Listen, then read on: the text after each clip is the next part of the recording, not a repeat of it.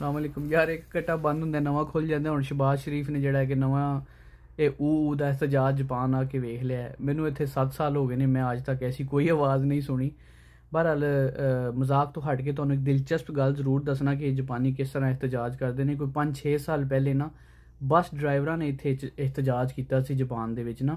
Public transport ਵਾਲੀ ਬੱਸ ਹੁੰਦੀਆਂ ਨਾ ਵੱਡੀਆਂ ਵੱਡੀਆਂ ਜਿਹੜੀਆਂ ਸ਼ਹਿਰ ਦੇ ਅੰਦਰ ਚੱਲਦੀਆਂ ਨੇ, ਉਹਨਾਂ ਦਾ ਕੋਈ ਤਨਖਾਹ ਦਾ ਮਸਲਾ ਸੀ ਜਾਂ ਜੋ ਵੀ ਸੀ, ਅਤੇ ਉਹਨਾਂ ਨੇ ਇਹ ਇhtਜਾਜ ਕੀਤਾ ਸੀ ਕਿ ਉਹ ਪੂਰੇ ਟਾਈਮ 'ਤੇ ਜੋਬ 'ਤੇ ਆਏ। ਉਹਨਾਂ ਨੇ ਬੱਸਾਂ ਫੜੀਆਂ ਅਤੇ ਨਿਕਲ ਗਏ ਰੂਟ ਦੇ ਉੱਤੇ। ਉਹਨਾਂ ਨੇ ਬਾਕਾਇਦਾ ਐਲਾਨ ਕੀਤਾ, ਜਿਹੜਾ ਵੀ ਪੈਸੇਂਜਰ ਚੜ੍ਹਦਾ ਸੀ ਕਹਿੰਦੇ ਸਨ ਕਿ ਅੱਜ ਦੇ ਦਿਨ ਅਸੀਂ ਕਿਰਾਇਆ ਨਹੀਂ ਲਵਾਂਗੇ।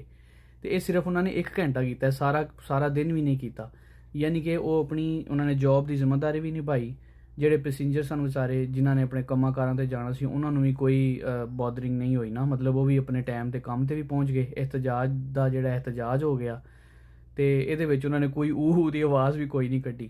ਬਾਕੀ ਸ਼ਬਾਜ਼ ਸ਼ਰੀਫ ਸਾਹਿਬ ਜਿਹੜੇ ਨੇ ਉਹ ਕਹਿ ਰਹੇ ਸਨ ਕਿ ਹੋਂਡਾ ਦੀ ਫੈਕਟਰੀ ਗਏ ਸਨ। ਇਹ ਹੁਣ ਕੋਈ ਪਾਕਿਸਤਾਨੀ ਬੰਦਾ ਹੈ, ਕਈ ਪਾਕਿਸਤਾਨੀ ਨੇ ਜਿਹੜੇ ਕਿ ਗੱਡੀਆਂ ਦੀ ਕੰਪਨੀ ਦੇ ਵਿੱਚ ਕੰਮ ਕਰਦੇ ਨੇ, ਉਹ ਥੱਲੇ ਕਮੈਂਟ 'ਚ ਰੋਸ਼ਨੀ ਪਾ ਸਕਦੇ ਨੇ ਅਗਰ ਐਸੀ ਕੋਈ ਆਵਾਜ਼ ਹੈ। ਹਾਂ, ਇੱਕ ਐਸੀ ਗੱਲ ਹੈ ਵੇ ਕਿ ਸੁਬਾਹ ਇੱਕ ਨਾ ਰਾਜੀਓਥਾਈਸ ਹੁੰਦੀ ਹੈ, ਜਿਹਦੇ 'ਚ ਵਰਜਿਸ਼ ਜਾਂ ਸਟ੍ਰੈਚਿੰਗ ਹੁੰਦੀ ਹੈ ਸੁਬਾਹ ਨਾ, ਉਹਦੇ ਵਿੱਚ ਕੁਛ ਆਵਾਜ਼ਾਂ ਕੱਢੀਆਂ ਜਾਂਦੀਆਂ, ਲੇਕਿਨ ਉਹਨਾਂ ਵਿੱਚੋਂ ਵੀ ਕੋਈ ਊਹ ਦੀ ਆਵਾਜ਼ ਨਹੀਂ। ਕਿਉਂਕਿ ਮੈਂ ਵੀ ਬੜੀਆਂ ਜਾਪਾਨੀ ਫੈਕਟਰੀਆਂ ਦੇ ਵਿੱਚ ਕੰਮ ਕੀਤਾ, ਉਹ ਵਰਜਿਸ਼ ਵੀ ਕਰਦਾ ਰਹਿੰਦਾ ਸਾਂ ਮੈਂ, ਲੇਕਿਨ ਕਿ ਇਹੋ ਜਿਹੀ ਕੋਈ ਆਵਾਜ਼ ਮੈਂ ਨਹੀਂ ਅੱਜ ਤੱਕ ਸੁਣੀ।